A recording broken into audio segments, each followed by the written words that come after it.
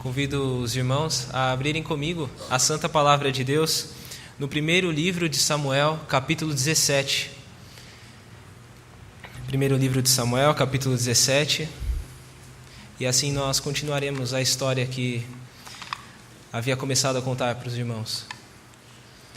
1 Samuel 17, nós leremos a partir do versículo 12.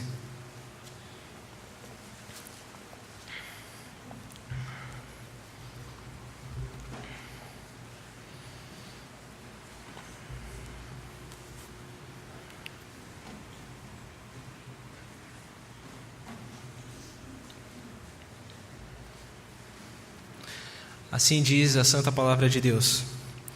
Davi era filho daquele Efrateu de Belém de Judá, cujo nome era Jessé, que tinha 8 filhos nos dias de Saul. Era já velho e adiantado em anos entre os homens. Apresentaram-se os 3 filhos mais velhos de Jessé a Saul e o seguiram à guerra. Chamavam-se Eliabe, o primogênito, o segundo Abinadab e o terceiro Samá. Davi era o mais moço. Só os 3 maiores seguiram Saul. Davi, porém, ia a Saul e voltava para apacentar as ovelhas de seu pai em Belém. Chegava-se, pois, o filisteu pela manhã e à tarde, e apresentou-se por 40 dias. Disse Jessé a Davi, seu filho: Leva, peço-te, para teus irmãos, 1 efa de trigo tostado e estes 10 pães, e corre a levá-los ao acampamento a teus irmãos. Porém, estes 10 queijos, leva-os ao comandante de 1000, e visitarás os teus irmãos, a ver se vão bem, e trarás uma prova de como passam. Saul e eles e todos os homens de Israel estão no vale de Elá, pelejando com os filisteus. Davi, pois, no dia seguinte, se levantou de madrugada e deixou as ovelhas com um guarda.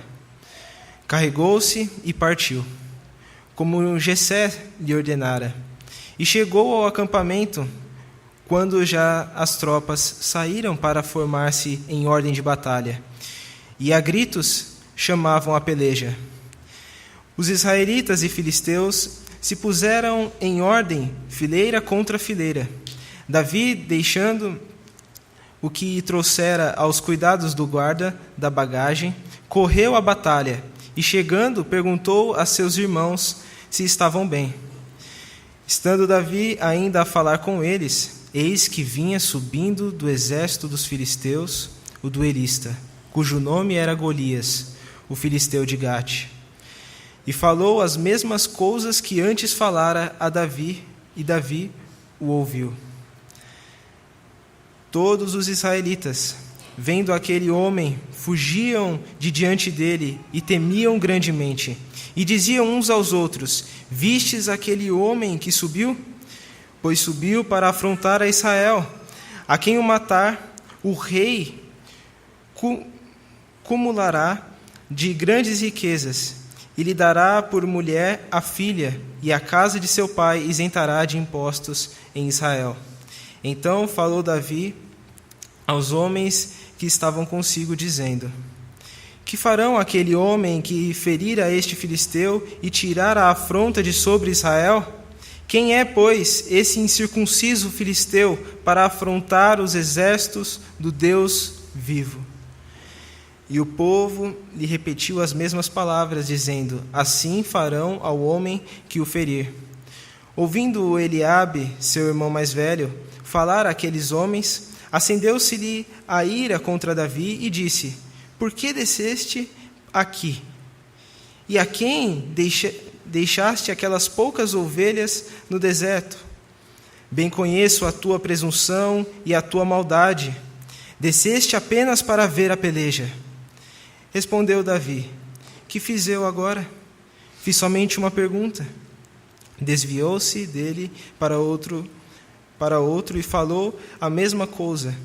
E o povo lhe tornou a responder como dantes. Amém. Meus irmãos, a última oportunidade que nós tivemos de ler essa história, nós consideramos os seus primeiros versículos, que apresentam em detalhes a cena que aconteceu lá no Vale de Elá. Naquele vale onde 2 montes estavam preenchidos, estavam ocupados por 2 exércitos diferentes, totalmente diferentes.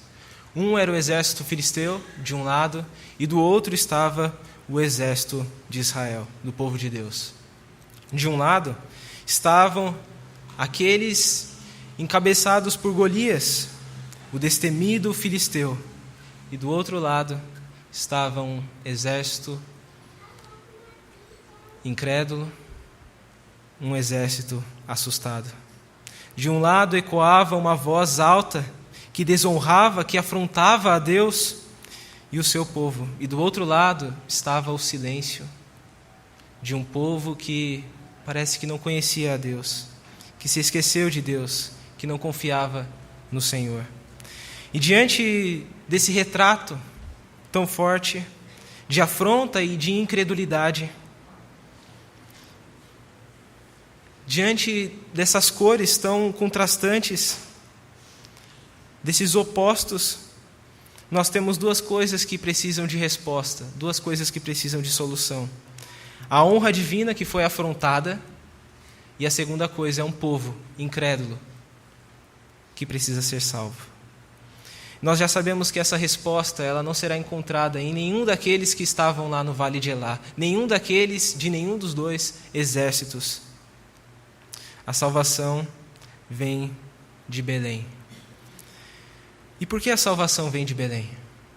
Porque ali estava aquele que era o ungido do Senhor, o escolhido segundo a sua vontade, segundo o seu coração, o seu instrumento para defender a sua honra e salvar o seu povo. Meus irmãos, olhar para esse texto, ao olhar para ele, nós precisamos não focar naquilo que Davi fez, mas naquilo que Deus fez através de Davi. Porque como eu mesmo ouvi muitas e muitas vezes no seminário de um professor meu, Deus é o herói de todas as histórias bíblicas. Deus é o herói. Deus é quem protege. Deus é quem salva. Deus é quem liberta. Meus irmãos, Deus não precisava de Davi para aniquilar Golias e a sua voz tão afrontosa, mas a sua vontade soberana foi de escolher esse servo, escolher as coisas fracas para envergonhar aquelas que são fortes. E agora sabe por que é tão importante nós asseverarmos isso antes de iniciar, de olhar para essas palavras? É porque nós precisamos reconhecer que quem levou Davi para o campo de batalha foi o próprio Senhor. E o Senhor tinha um propósito nisso. O Senhor, pela sua providência, o levou até Golias para salvar o seu povo, para honrar o seu nome.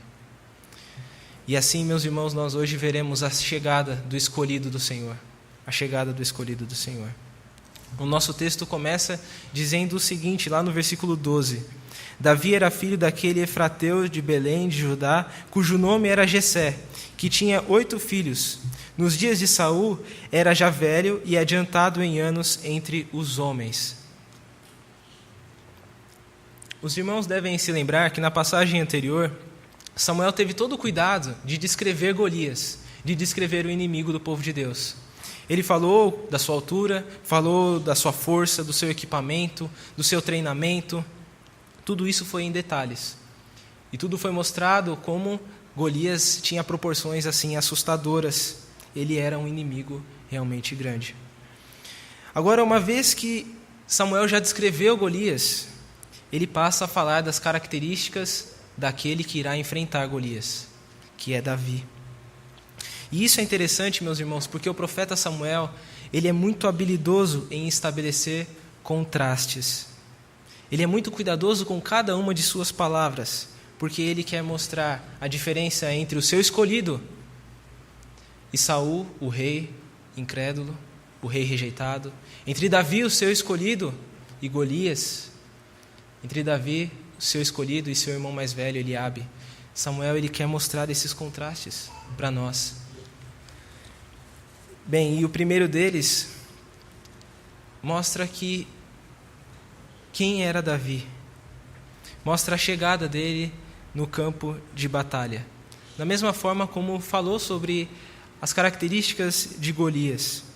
Mas diferente de Golias, que não temos muitas informações sobre a sua origem, sobre a sua parentela, sobre o seu povo, de Davi nós temos muitas dessas informações, muitas delas referentes à sua origem, sobre a sua família.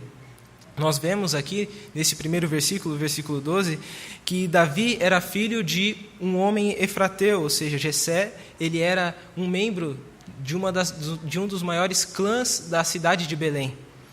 E também nós vemos que ele possuía já uma idade avançada. Isso nós podemos ver como justificativa para ele não estar em guerra. Dessa forma, a primeira informação que temos parece não ser muito nova, não é? Nós já lemos hoje o texto da unção de Davi, e lá nós temos essas informações. A parentela de Davi, temos lá o nome dos seus irmãos, temos lá também de onde ele vem, da sua cidade, o seu pai. Temos lá uma descrição completa que apresenta Davi. E por que Samuel ele insiste em apresentar novamente esse servo do Senhor, o seu ungido? Meus irmãos, toda vez que a Bíblia repete algo, a maioria das vezes, ela deseja nos atentar, chamar a nossa atenção. E nós precisamos notar que Davi, ele era diferente de Golias porque a sua principal característica estava ligada à sua descendência, estava ligada à sua origem, à sua família. Esse é o contraste que Samuel quer trazer a nós. Sabe por quê? Porque as origens do povo de Deus, as genealogias, a Bíblia sempre traz tantas genealogias. Por que isso? Porque também ela fala tanto do pertencimento tribal, porque tudo isso é tão importante, porque tudo isso são setas que apontam diretamente para temas como eleição, como promessa, como herança, como aliança de Deus para com o seu povo. Samuel está lembrando que Davi, ele é um pedacinho do povo de Deus. Essa é a sua característica fundamental. Sobre ele estava a promessa de Deus. Ele tinha direito à terra prometida. Ele era povo do Senhor. E observem que quando Samuel descreve Golias, ele fala principalmente da sua altura, enquanto ele descreve principalmente o relacionamento familiar de Davi. Meus irmãos, aqui está a força oculta desse rapaz, desse moço, que ninguém naquele vale, dentre aqueles exércitos, iria notar. A força daquele que entende que é parte do povo de Deus, que é parte do povo da aliança. Aqui, meus irmãos, está a imagem então de dois poderes opostos que nós encontramos nesse texto, nesse conflito. E assim, então, nós já consideramos a força real de Davi. E na continuação do texto, nós vemos como Deus, por sua providência, levou o seu escolhido até aquele vale, até a batalha. E é curioso como Davi chegou lá, porque não era normal que alguém da idade de Davi estivesse no campo de batalha. Quando nós lemos lá no início de Números, Moisés fazendo aquela estatística, é dito lá que a idade militar era de 20 anos acima, e Davi provavelmente não tinha essa idade ainda.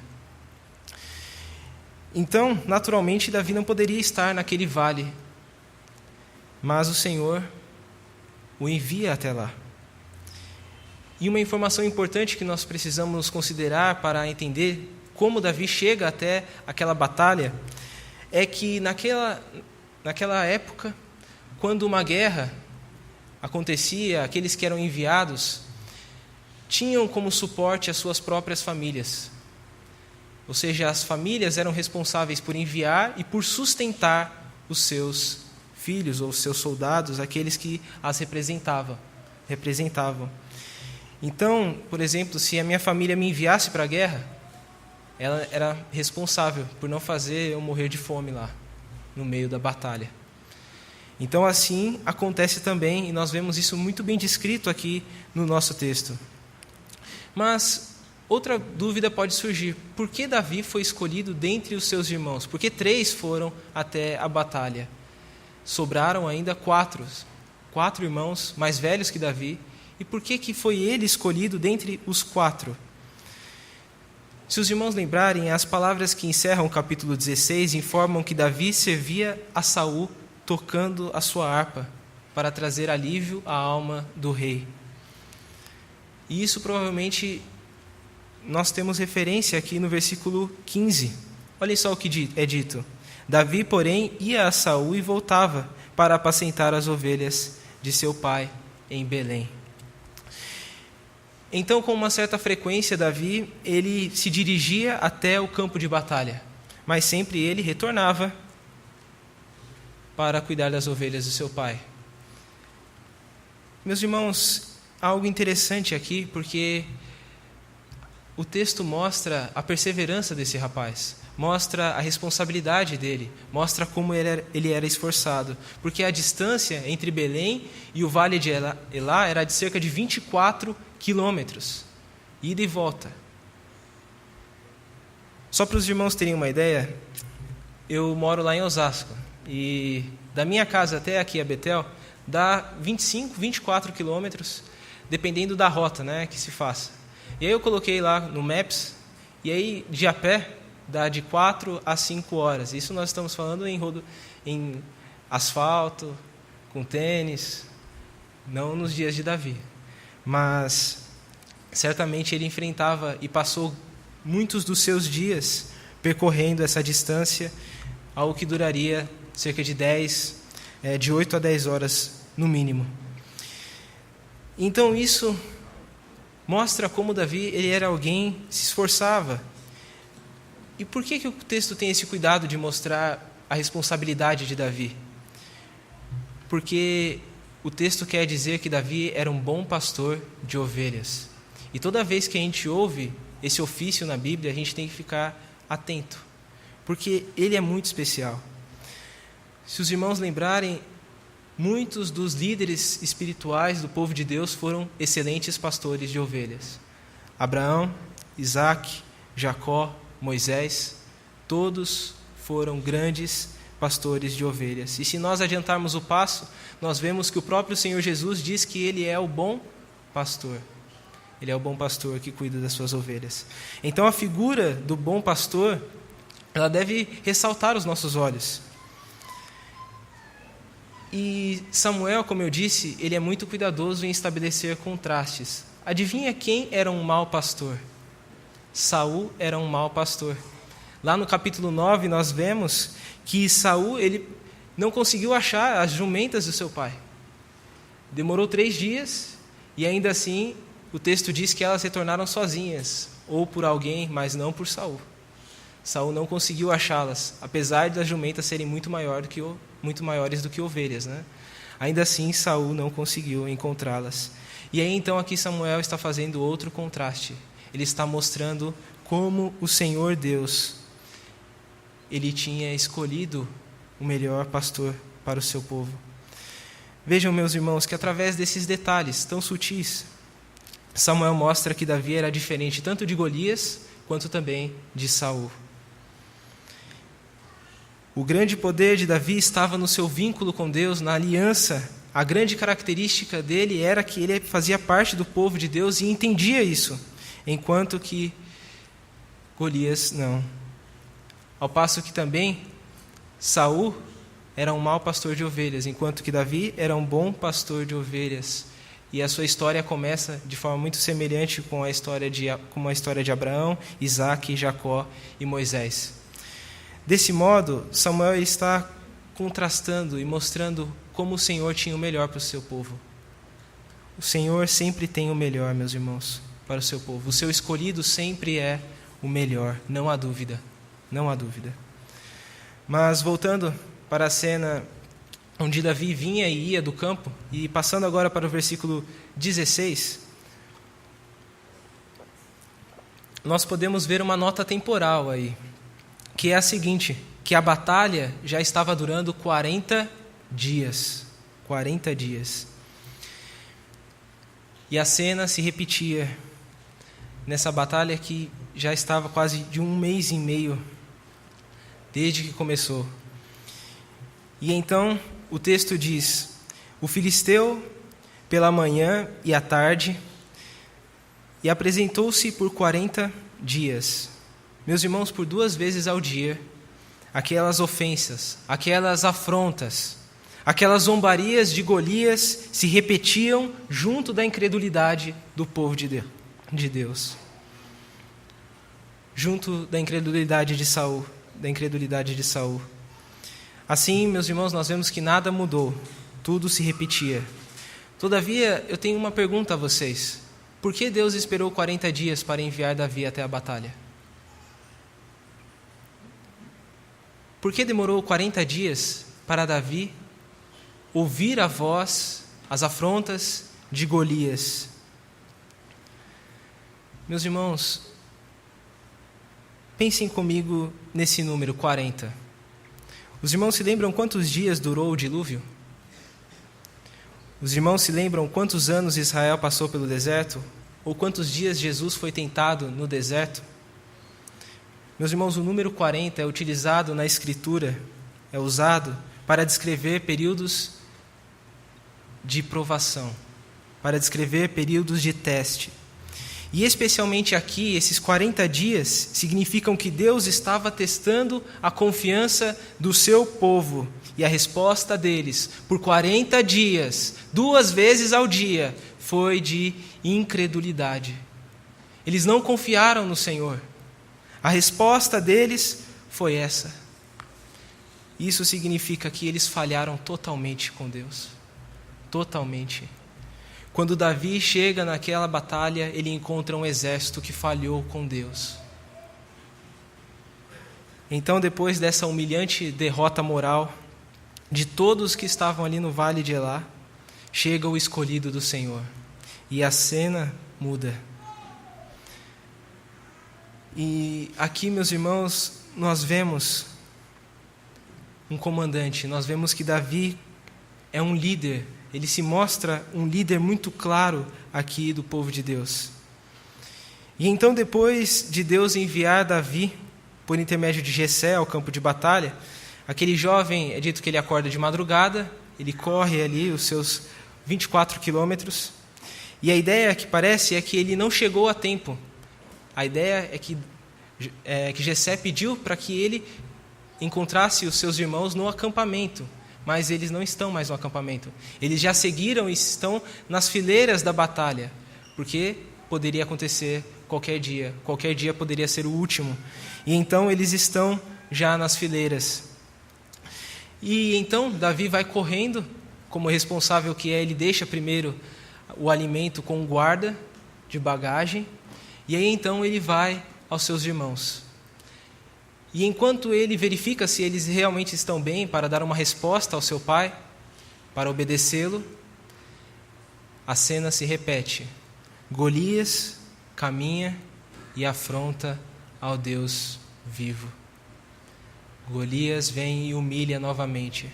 Só que agora, o escolhido de Deus está no meio do povo. E nós vemos a seguinte coisa, as 2 últimas palavras do versículo 23 dizem que Davi o ouviu. Isso é surpreendente, meus irmãos. Muito surpreendente.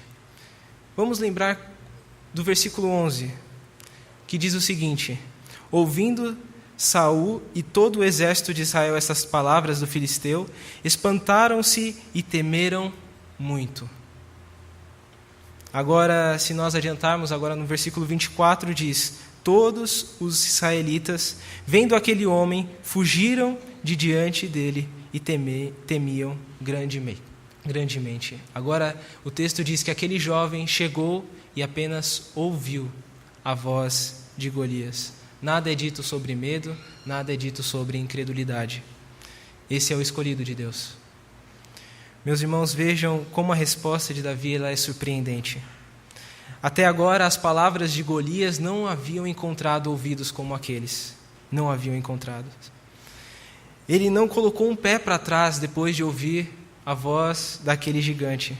Talvez as únicas coisas que realmente assustaram Davi foram as palavras do seu próprio povo. Lá no versículo 25, as palavras deles são as seguintes: E diziam uns aos outros: Vistes aquele homem que subiu? Pois subiu para afrontar a Israel. A quem o matar, o rei o cumulará de grandes riquezas, e lhe dará por mulher a filha, e a casa de seu pai isentará de impostos em Israel. Sabem o que é realmente assustador aqui? É que nem a honra divina e nem a salvação do povo estavam sendo consideradas por aquele exército. Eles simplesmente, quando pensavam que talvez eles enfrentariam um gigante, eles pensavam apenas na recompensa. O próprio rei Saul não conseguia dar razão, inspiração melhor do que a material para levar alguém a lutar contra Golias. Ninguém considerava Deus na história. Ninguém. Entretanto, em batalha agora nós temos aquele que entendeu o ponto teológico de toda aquela cena. Aquele que entendeu o que realmente significava a afronta de Golias. Meus irmãos, nós vemos as seguintes palavras de Davi. Palavras que são conduzidas pelo seu zelo, pelo nome do Senhor, pela honra do Senhor. Que farão aquele homem que ferir a este filisteu e tirar a afronta de sobre Israel? Quem é, pois, esse incircunciso filisteu para afrontar os exércitos do Deus vivo? Meus irmãos, através dessa primeira pergunta de Davi, parece que ele está indignado com a incredulidade do seu povo, com a ignorância deles. Vocês realmente estão pensando apenas nos bens materiais? Vocês realmente acreditam que a afronta de Golias vem somente sobre Israel? E o versículo 27 confirma, o povo acaba respondendo essa primeira pergunta de Davi. Era exatamente isso que ele ouviu. E então, depois de Davi fazer essa primeira pergunta, esse primeiro questionamento, ele continua e nos dá aqui, meus irmãos, uma resposta brilhante. Quem é, pois, este incircunciso filisteu para afrontar os exércitos do Deus vivo?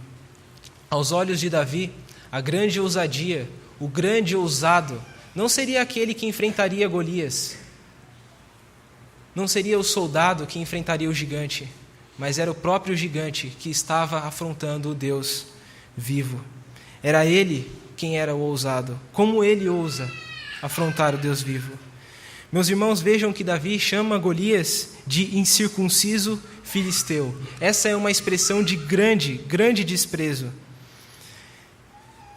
Davi está mostrando como Golias se mostra desprezível, ao passo que ele também está se agarrando no ponto mais alto da identidade nacional do povo da aliança, que é a circuncisão. Ele está dizendo ao seu povo: nós somos o exército do Deus vivo, e Golias é apenas um homem que não conhece a Deus. Agora, outra coisa que nesse texto e em outros deve chamar a nossa atenção é a palavra que Davi usa para Deus aqui. O nome de Deus. Os nomes de Deus certamente são grandes pérolas para nós entendermos a Bíblia, meus irmãos.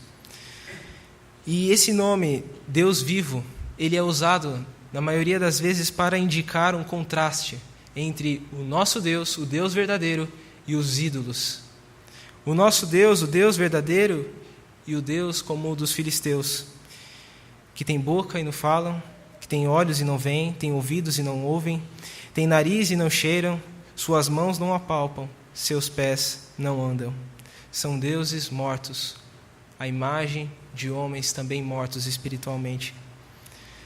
E o Deus de Israel tinha demonstrado ao seu povo, de forma muito vívida e recente, como ele era o Deus vivo, como ele era diferente dos ídolos dos filisteus, como ele era incomparável.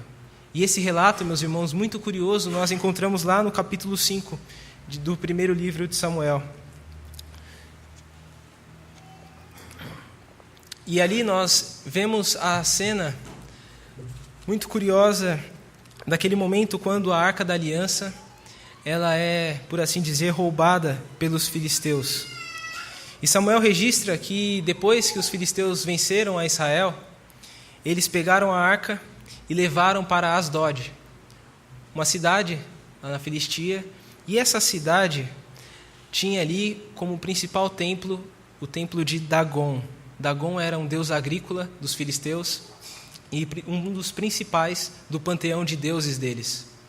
Um deus, segundo os filisteus, muito poderoso. Entretanto, depois a Arca da Aliança ser colocada junto do templo desse deus Dagon, eles colocaram dentro do templo do seu deus como uma forma de mostrar a inferioridade de um deus para com o deus deles, ou seja, eles queriam inferiorizar o Deus de Israel e colocaram a arca então dentro do templo de Dagon. E aí acontece o seguinte: pela madrugada, o ídolo Dagon, cai diante da Arca da Aliança. E aí então os sacerdotes insatisfeitos colocam ele novamente no lugar, mas ele volta a cair, mas agora ele quebra. A sua cabeça é decapitada e as mãos dele também são decapitadas, são tiradas, dele. Enfim, Deus ele mostra nessa cena, nesse episódio, que ele é o Deus vivo, que ele não é comparável com nenhum outro Deus, que ele não pode ser inferiorizado, que ele não pode ser desonrado por homens. Meus irmãos, esse texto ele deixa claro o contraste que Davi quer trazer à memória do seu povo, que o Deus de Israel é o Deus, o Deus vivo. E meus irmãos, outra informação que eu gostaria de trazer desse relato ainda, dessa história que eu contei a vocês, lá de Asdod, da arca que foi roubada pelos filisteus, é que depois que Deus vai e quebra o Dagon, o deus dos filisteus, ainda é dito no texto que uma praga terrível acomete aquela cidade de Asdod. E aí então eles se reúnem e escolhem uma cidade para enviar a Arca da Aliança. Sabe qual é essa cidade? Os irmãos se lembram daquela cidade que eu pedi para vocês guardarem na memória? A cidade de Golias, Gate. Eu gostaria que os irmãos abrissem lá no texto de 1 Samuel, capítulo 5.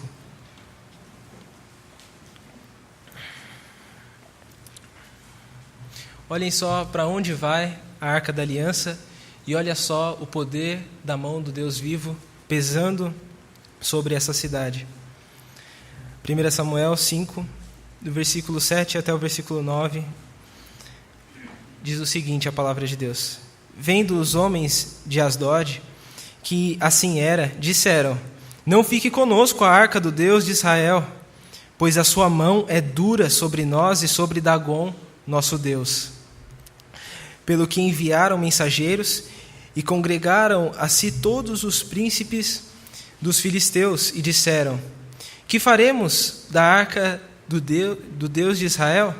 Responderam: Seja levada a arca do Deus de Israel até Gate, e depois de cidade em cidade.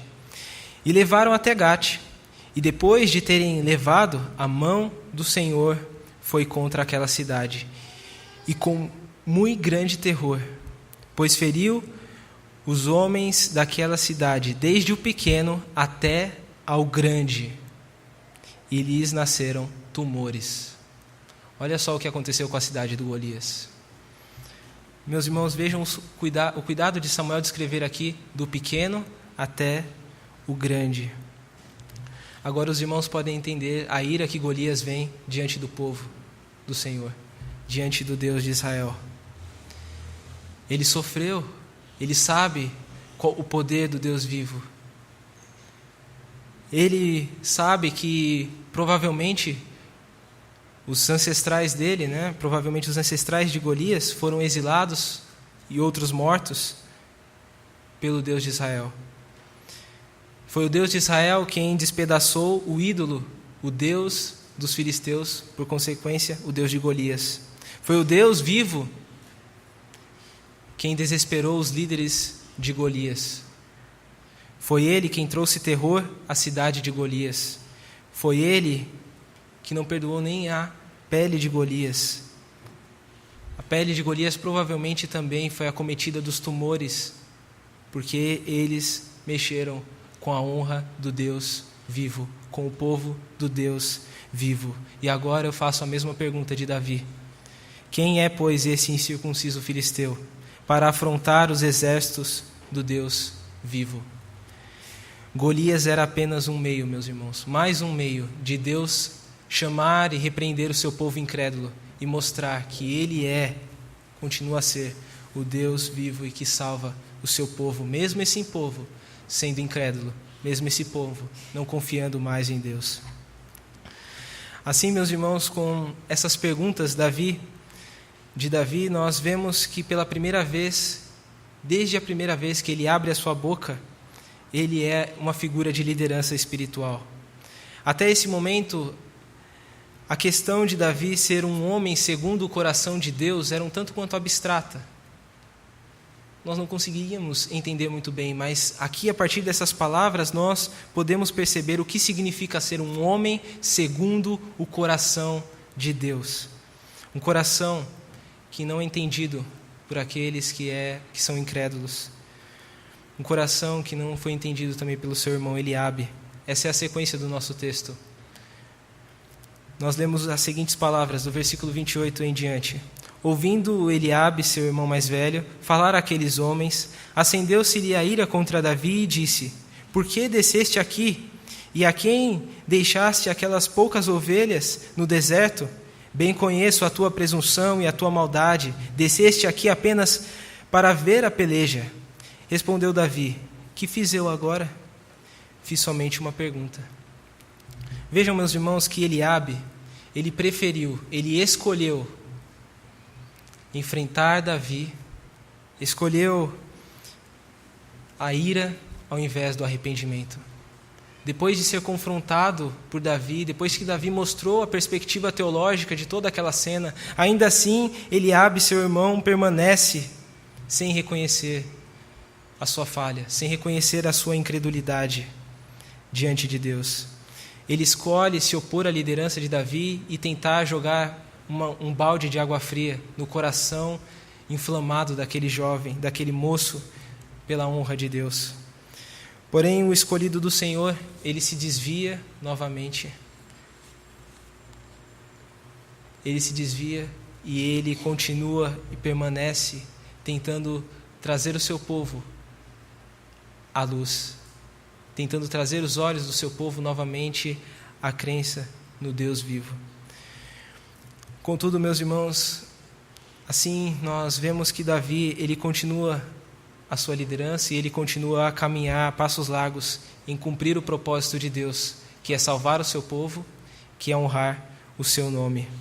Todavia, esse final dessa história nós vamos considerar uma outra ocasião, porque, por assim dizer, nós podemos que aqui há mais frutos do que nós conseguimos colher de uma só vez.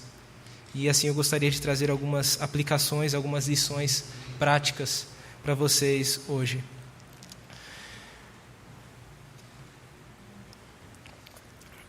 Meus irmãos, de todas as cores opostas que Samuel usou para pintar essa linda história, uma daquelas que são mais fortes, mais contrastantes, diferentes, opostas, são aquelas que nós encontramos na incredulidade de Saul, na incredulidade de Eliabe, irmão de Davi, e na incredulidade de todo aquele exército, contrastando com a crença, com a fé de Davi.